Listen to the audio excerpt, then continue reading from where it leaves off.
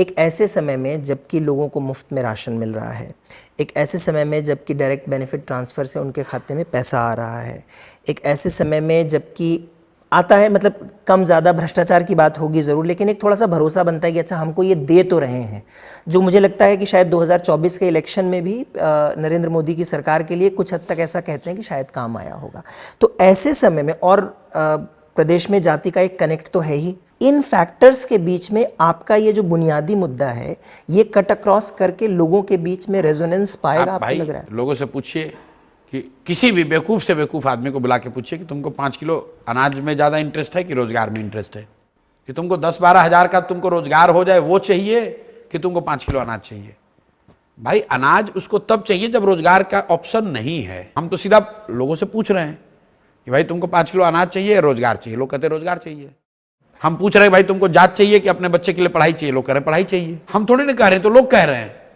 तो आप ये फिर वही परसेप्शन वाली बात है कि आपका और पत्रकारों का, एनालिस्ट्स का एक परसेप्शन बना हुआ है कि लोगों को तो मुफ्त अनाज चाहिए। नहीं, लोगों को मिल रहा है, अभी मिल रहा है। देखिए ऐसा है तो हम बंद थोड़ी ना कर रहे हैं। नहीं, मैंने बंद नहीं करेंगे, लेकिन एक चीज जो मिल रही है, सेंट्रल गवर्नमेंट, सुनिए, बनिस्बत वादा, नहीं देखिए समझना चाह रहे हैं।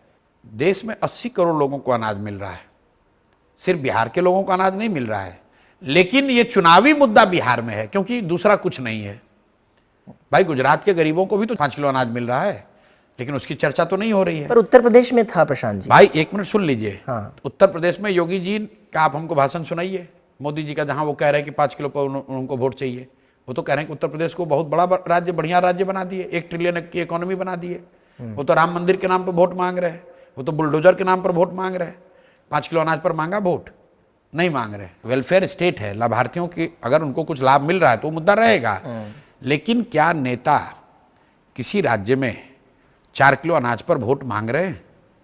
नहीं मांग रहे हैं। वो बिहार में मांगा जा रहा है। क्यों?